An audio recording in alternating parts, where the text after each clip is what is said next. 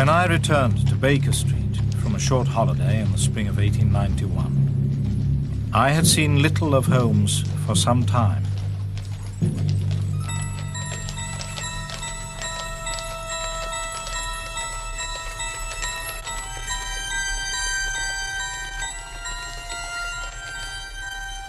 I saw in the papers that he had been engaged by the French government upon a matter of supreme importance, but I could hardly foresee that it would have so violent a consequence. It lies with me now to tell for the first time what took place between Mr. Sherlock Holmes and Professor Moriarty in that fateful year. Ah, Mrs. Hudson, has Mr. Holmes returned? Oh, he has indeed. He came in early, must have been before 7. "Morning, Mrs. Hudson," he says. "Have you anything nice for my breakfast?" As if he hadn't been away for 4 months. You could have knocked me down with a feather. And he's gone out again, I take it? Yes, he had his breakfast and then he went out again just after his visitor left. Visitor? An elderly gentleman. They had words. I didn't like the look of him. Not at all, I didn't. He had a face like the wrath of God. Or should I say the devil? Indeed. Where should we open a bottle of the best claret to celebrate Mr. Holmes' return? Why not? Very good. Thank you, Mrs. Hudson. I learned later that Holmes had survived 3 attempts on his life that very day. But as I waited for him to reappear, Baker Street looked to me as safe and secure as ever.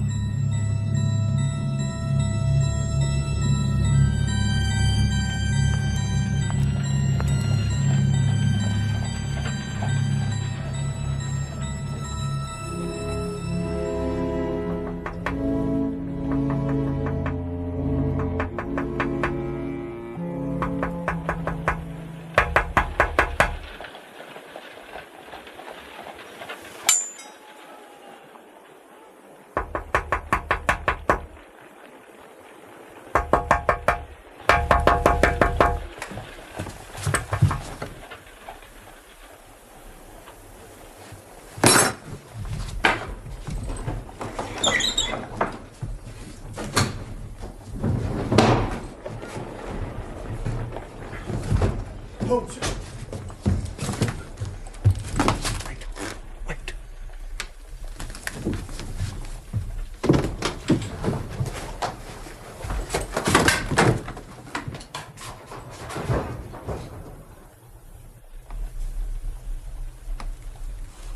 What is it? Air guns. A rather special air gun, in fact. Watson, would you have any objection to drawing the blinds, casually, as if you were alone in this room?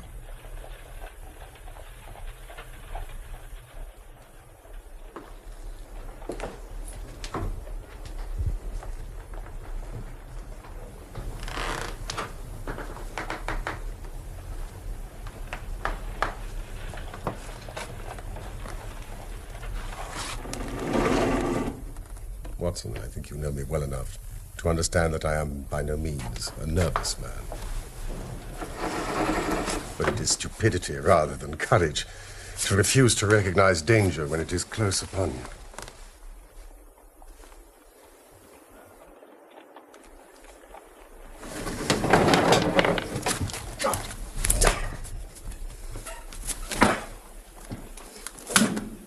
Watson, might I have a match?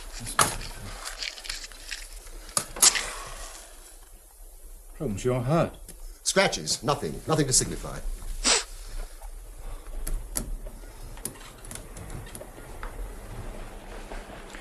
You don't look well, Holmes.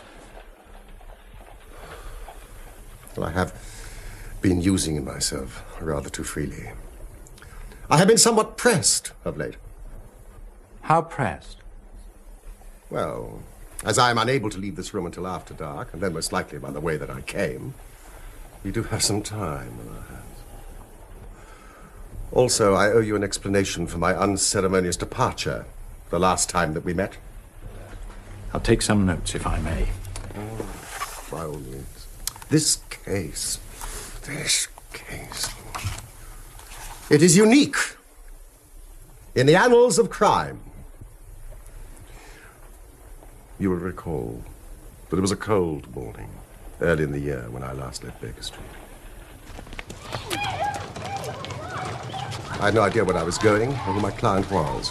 All I knew that was important and abroad. My destination was the museum in the Louvre in Paris. And my client, none less than the French government.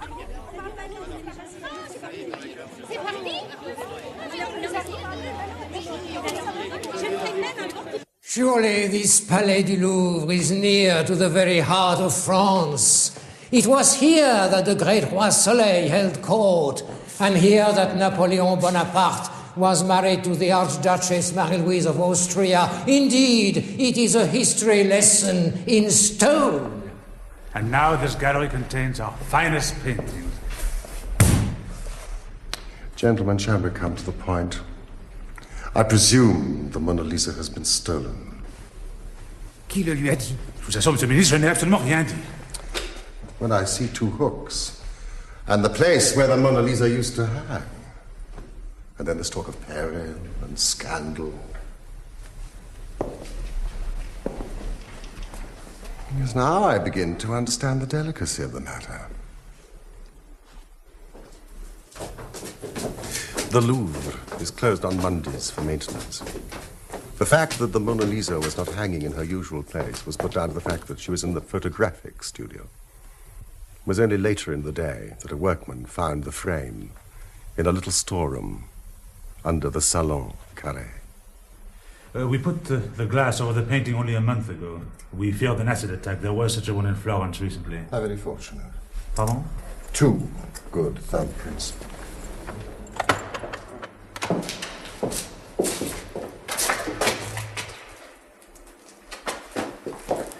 Many artists come here to make copies of the paintings.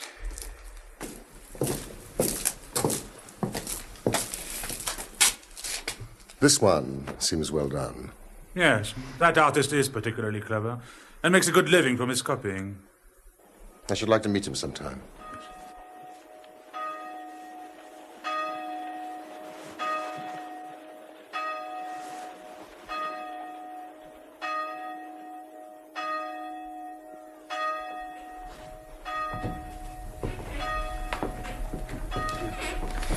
To make a bad copy is very easy, but a good one, it takes years of practice.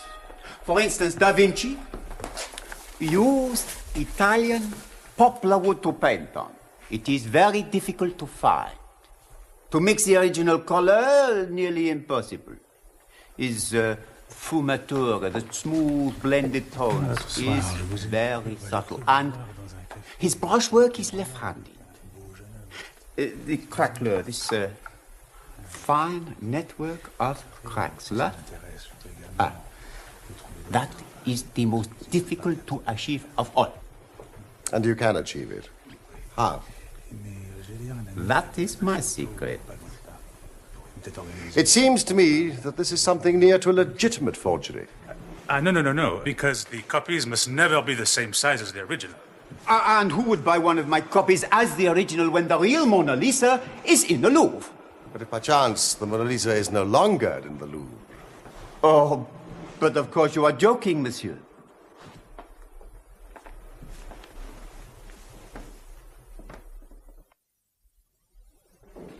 Happily, the French police are well ahead of the British when it comes to fingerprints. The great Bertillon himself was kind enough to refer to my little pamphlet on the subject as his Bible. As I suspected, our man had been involved in petty crime in the past. A Spaniard named Mendoza. There is your thief. Not a pleasant specimen.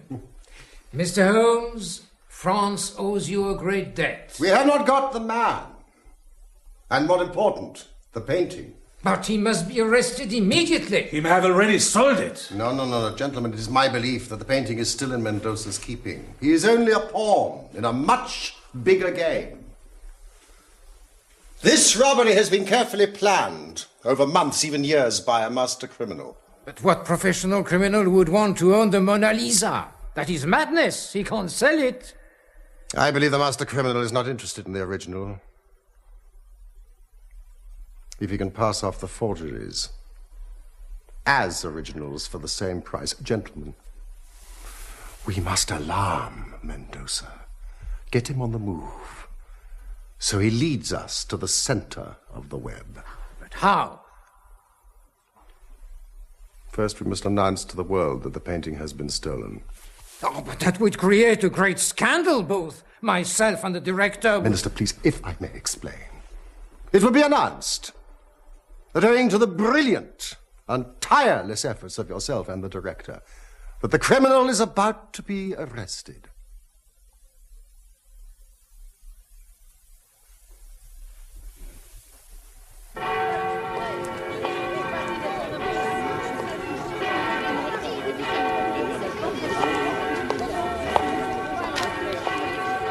Mr. Holmes, we must arrest him now.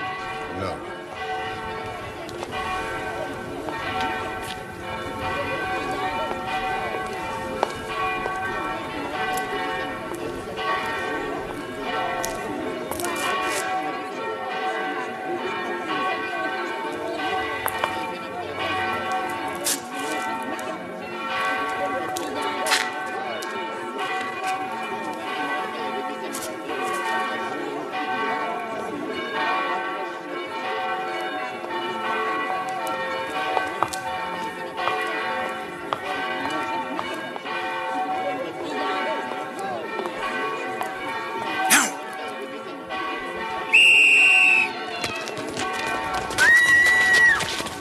Holmes, I understand that the recovery of the original would make it impossible for the thieves to sell any copies, however excellent those copies were.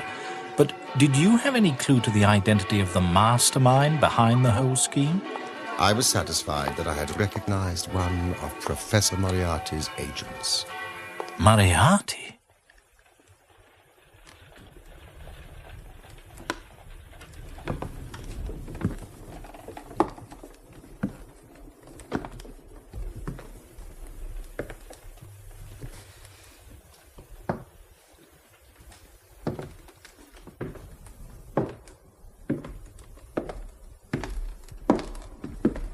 Notice the subtle modeling of the features. Beautiful hands. Mood. That smile. As Walter Pater described her, the head upon which all the ends of the world are come, and the eyelids are a little weary. No one else has ever had the genius to paint this masterpiece, except Da Vinci. If you look at the paintwork, sir. Leonardo's signature, writ large. The brushwork, mano sinistra. The bloom, the sfumato technique. Will you excuse me?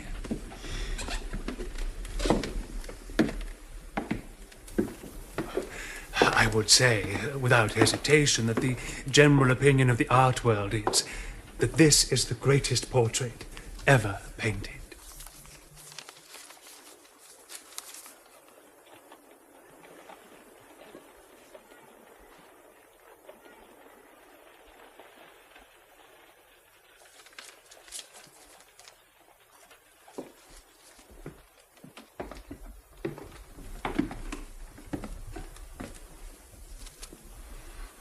I very much regret to have to tell you, sir,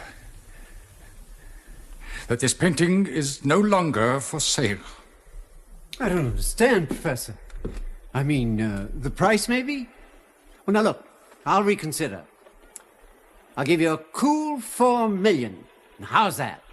I'm sorry, Mr. Morgan. The painting is no longer for sale.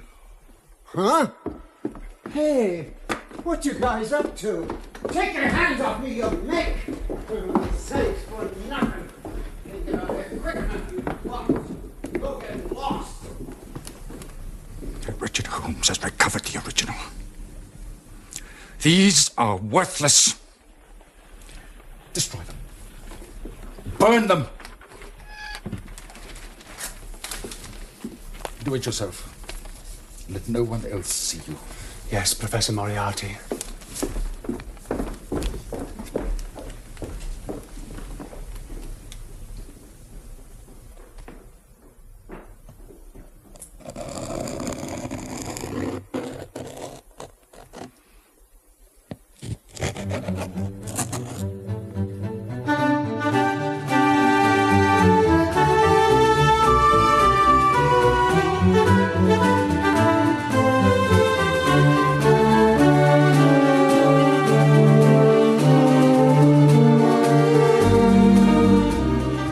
Must congratulate you, Holmes. Such an honor, and so well deserved. It was no great problem. The case practically solved itself. I hear you had a visitor this morning. Ow! I had not been back in Baker Street more than half an hour when... But you cannot go up there, sir.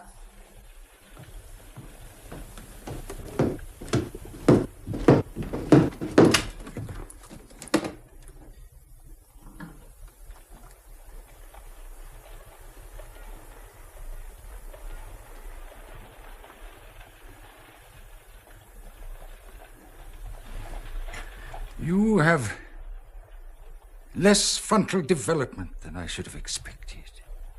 It's a dangerous habit to finger loaded firearms in the pocket of one's dressing gown.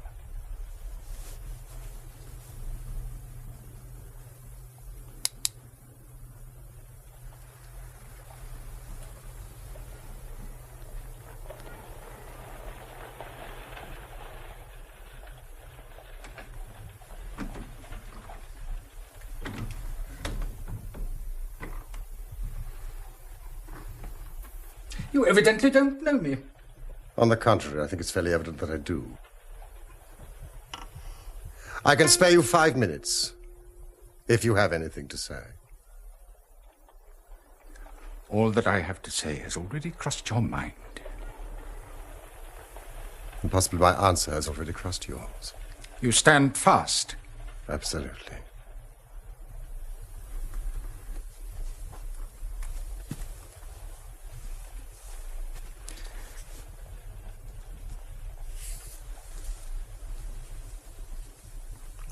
You frustrated me in the affair of the French gold. Ah. So it was you behind the Red-Headed League. A very ingenious and well-contrived idea. High praise. From you. You crossed my path first on the 4th of January. By the middle of February, I was seriously inconvenienced by you. And at the end of March, I was absolutely hampered in my plans. And now, with this last business in France, you have placed me in such a position by your continual persecution that I am in positive danger of losing my liberty. The situation is becoming an impossible one. Have you any suggestion to make? You must drop it, Mr. Holmes. You really must, you know. And what if I refuse? I'm quite sure that a man of your intelligence will see that there can be but one outcome to this affair. It is necessary that you should withdraw. You have worked things in such a fashion that we have only one resource left. It has been an intellectual treat to me to see the way in which you've grappled with this matter. But I say unaffectedly that it would be a grief to me to be forced to take an extreme measure. Oh, you smile, sir. But it really would, I do assure you. Danger is part of my trade. This is not danger. It is inevitable destruction. You stand in the way not merely of an individual, but of a mighty organization, the full extent of which even you, with all your cleverness, have been unable to realize. You must stand clear, Mr. Holmes, or be trodden underfoot. You know, I'm afraid that in the pleasure of this conversation, I'm neglecting business of importance, which awaits me elsewhere.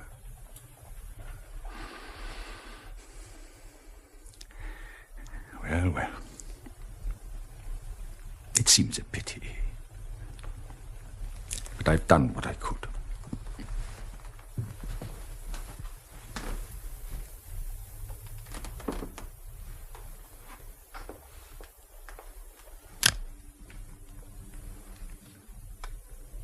This is a duel between you and me, Mr. Holmes. You hope to place me in the dock. You hope to beat me. If you are clever enough to bring destruction on me, rest assured, I shall do as much for you.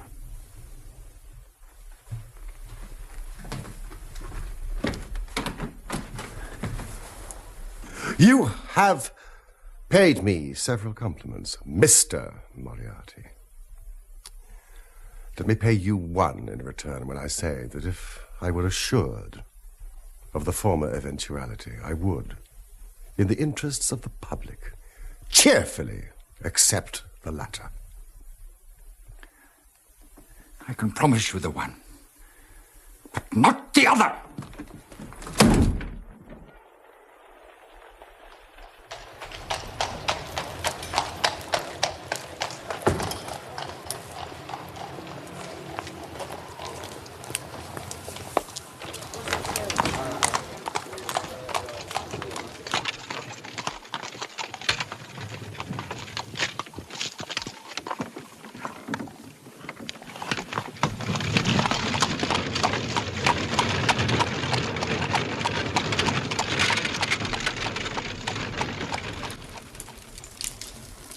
He is the Napoleon of crime, Watson. For years I have endeavored to break through the veil which shrouded him.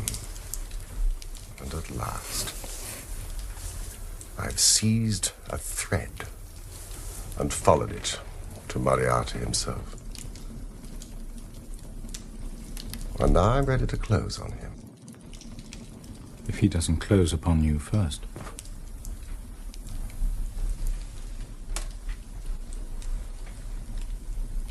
On Monday, next, matters will be ripe. The professor and all the principal members of his gang will be in the hands of the police. Then will come the greatest criminal trial of the century. The clearing up of over 40 mysteries and the rope for all of them. I cannot do better than to get away for the few remaining days. It would give me great pleasure, Watson, if you would come onto the continent with me. The continent? I'd be delighted, Holmes, but where? Anywhere. It's all the same to me. Yes, but won't we have to dispose of Professor Moriarty first? It seems to me that we're under siege in this very room. Oh, that reminds me. I must be on my way. Won't you stay the night? No, it's too dangerous for you if I stay here.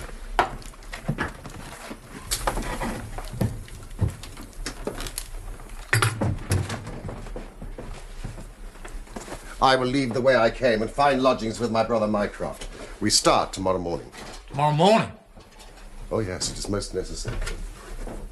Now, here are your instructions, and I beg of you to follow them to the letter. For you are now playing a double-handed game with me, Watson, against the most powerful syndicate of criminals in Europe. You will dispatch whatever luggage you intend to take by trusty messenger, unaddressed to Victoria Station tonight. In the morning, you will send Mrs. Hudson for a hansom cab, desiring her not to take the first or second which may present itself. You will drive to the Strand end of Lowther Mews, handing the address to the cabman with a request that he will not throw it away.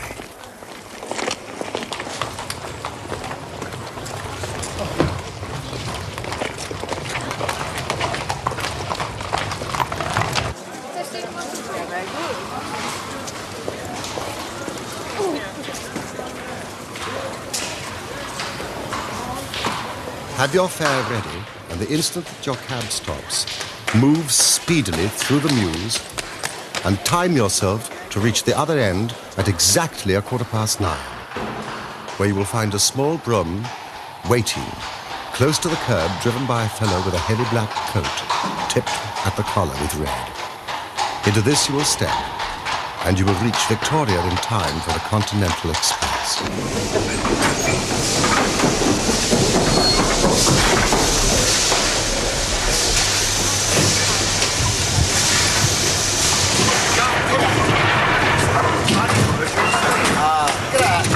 Excuse me, sir, I wonder if you speak Italian. No, I'm afraid not. I'm looking for the gentleman who reserved this compartment. Not a sign of him, sir. If you're travelling, you'd better get aboard.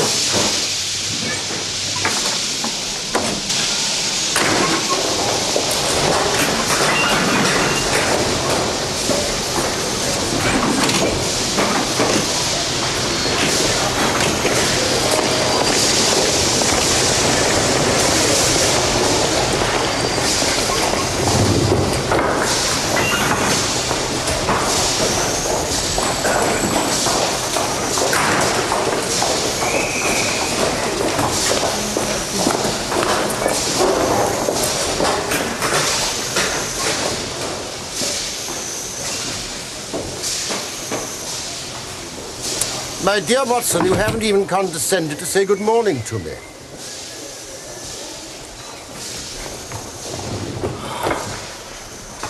Good heavens, Holmes. How you startled me. It is still necessary to take every precaution.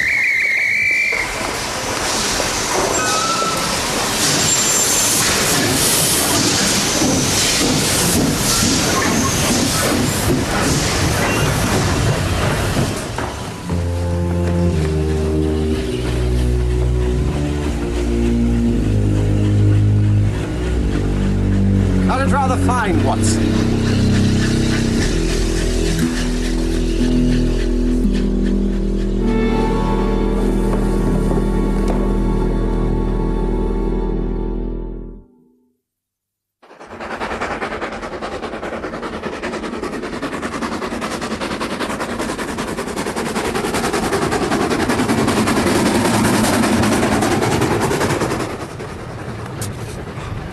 I see that this express runs in connection with the boat. So I think we've shaken off Moriarty very effectively. Well, what will he do then? What I should do? Engage a special train. But he'll arrive too late. You will observe from your Bradshaw that this train stops at Canterbury and again at the boat. Moriarty will catch us there. Good heavens, anybody would think that we were the criminals. Let's arrest him as soon as he arrives. Oh, that would ruin everything. We should catch the big fish, but the smaller would dart right and left out the net. No. And the rest is inadmissible. Well, what then? We shall get out at Canterbury.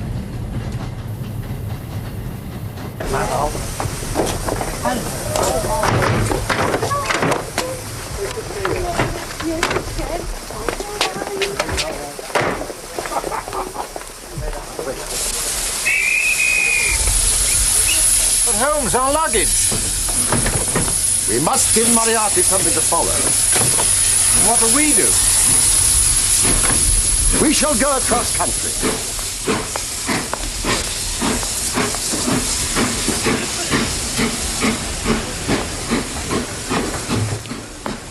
Here we are, Holmes. Bradshaw, Selham, Legendado. From Ashford Junction, we can take the 1 o'clock slow train to Hastings, then on to the dear old London, Brighton and South Coast Line, Bexhill to Lewes non-stop, then on to New Haven, evening boat to Dieppe. I think we've got time for an early lunch.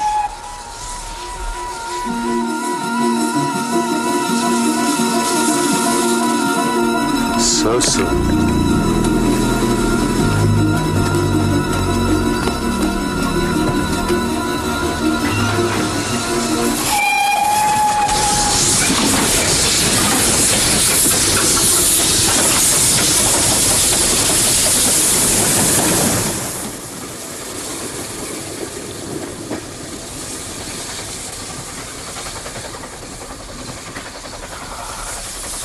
There are limits, you see, to even our friends' intelligence. And now, Watson, we shall treat ourselves to a couple of carpet bags, encourage the manufacturers of the countries through which we travel, and make our way at leisure into Switzerland via Brussels, Luxembourg, and Bath. It fell out as Sherlock Holmes had predicted. We stayed 2 nights in Brussels, and then began to make our leisurely way southeast. For a charming week we progressed towards the Alps.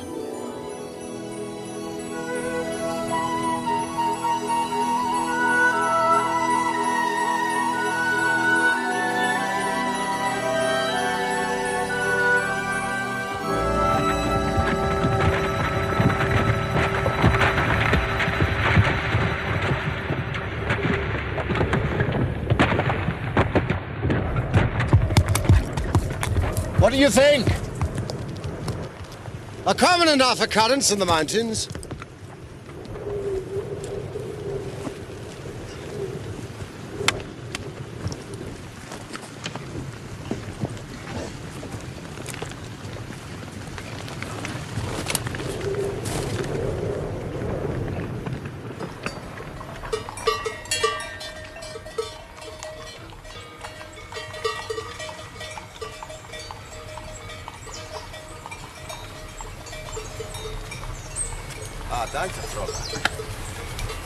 Ah, nothing like drinking the wine where it's grown.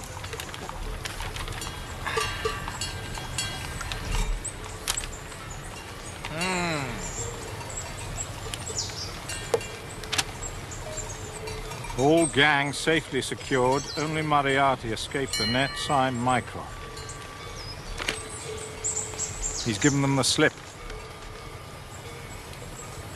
I think it would be better if you were to return to England, Watson.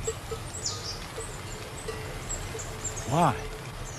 You will find me a very dangerous companion now. Moriarty will devote all his energies to taking his revenge upon me. But if I have a companion... Would you be rid of me? No. Except for the reasons I've given. We've been in tight places before together. Never as tight as this one. I'm not leaving you, Holmes. Not unless you order me to go.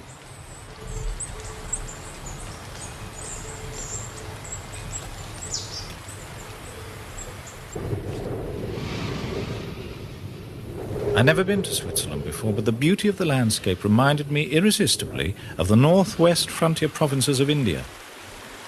But, in spite of the lovely scenery all round us, it was clear to me that never for one instant did Sherlock Holmes forget the shadow that lay across him.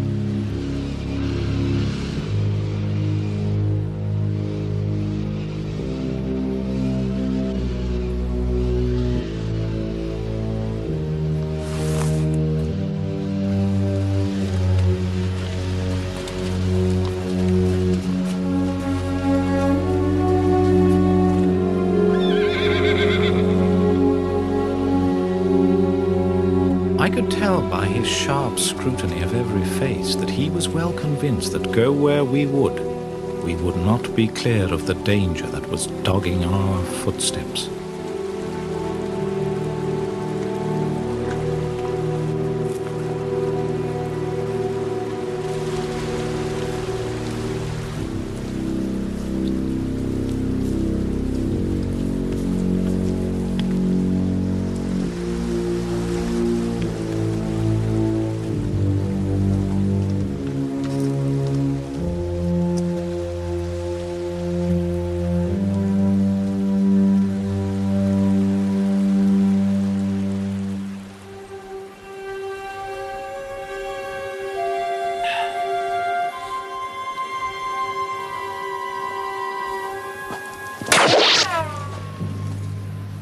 What was that?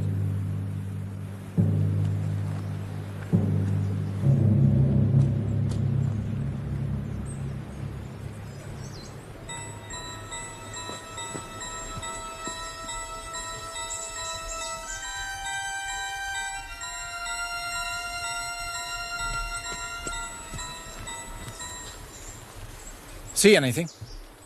No, nothing. It's time we were on our way. Hans, we're on our way.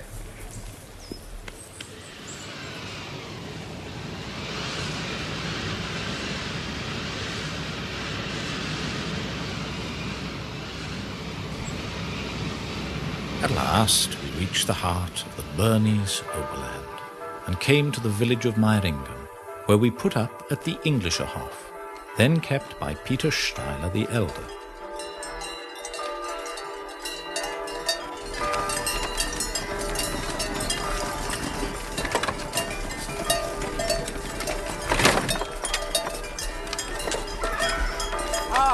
Steiler?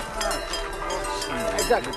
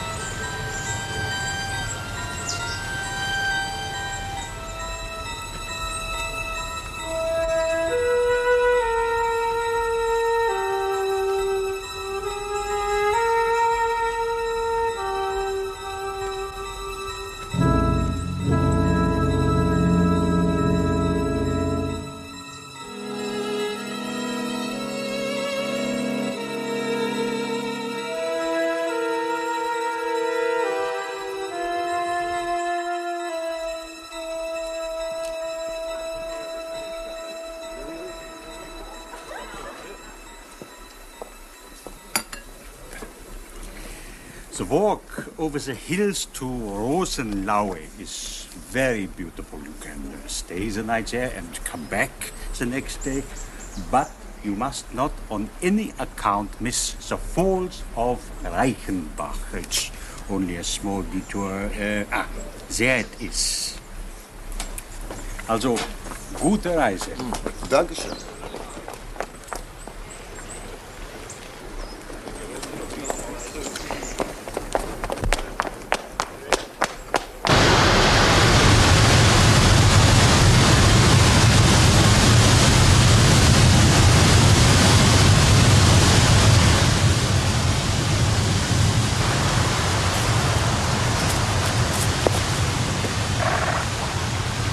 It is indeed a fearful place. The torrent, swollen by the melting glacier, plunges into a tremendous abyss, in which the spray rose up like the smoke from a burning house.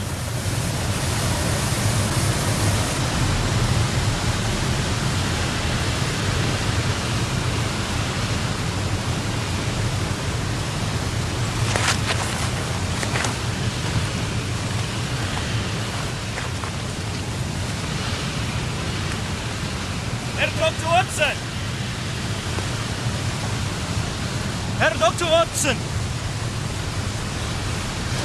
Herr Dr. Watson. Yes? Herr Steiler told me to give you this. It is very urgent. It seems an English woman was taken to the hotel after we left, on her way to friends in Lucerne. She's had a grave hemorrhage. Tuberculosis. Ah, no doubt. It appears she's dying. An English doctor would be a great consolation. I'm afraid I must go back, Holmes. Of course.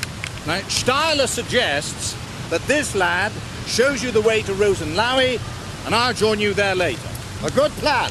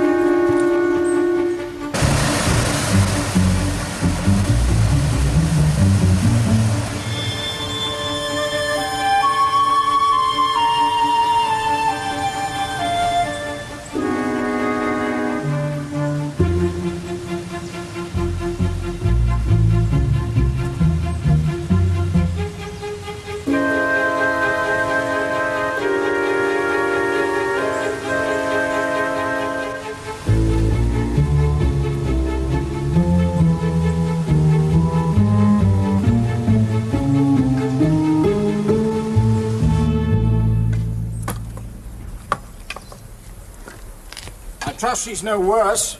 Bitte?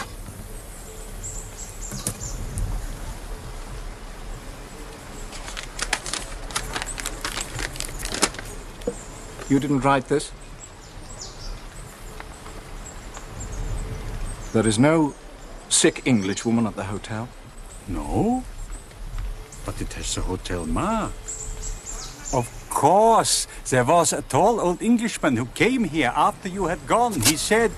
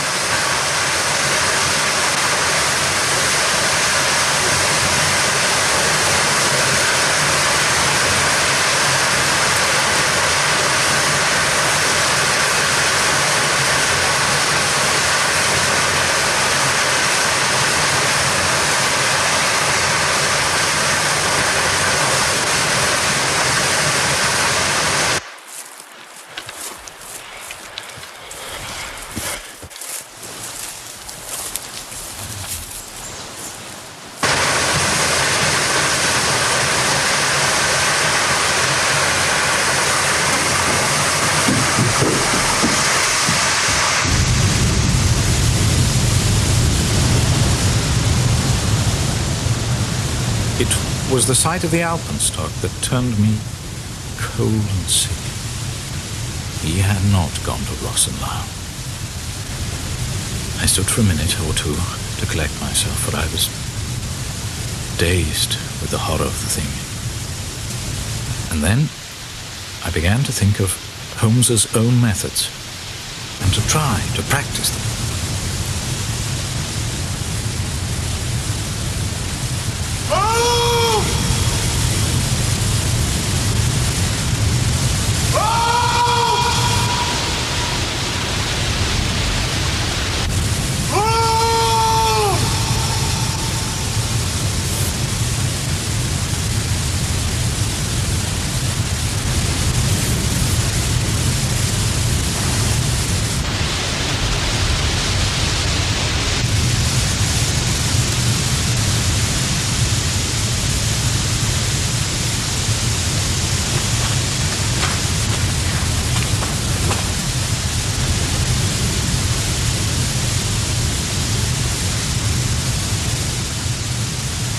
My dear Watson, I write these few lines through the courtesy of Mr. Moriarty, who awaits my convenience for the final discussion of those questions which lie between us. I am pleased to think that I shall be able to free society from any further effects of his presence. though I fear that it is at a cost which will give pain to my friends, and especially, my dear Watson, to you. As you know, my career had, in any case, reached a crisis, and no possible conclusion to it could be more congenial to me than this.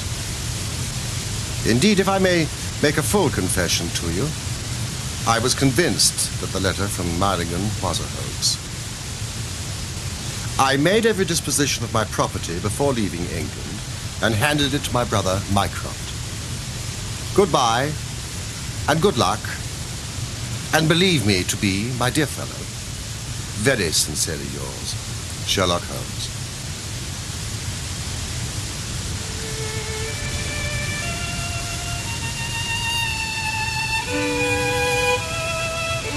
In this situation, I had little doubt that a personal contest between the two men ended as it could hardly fail to end.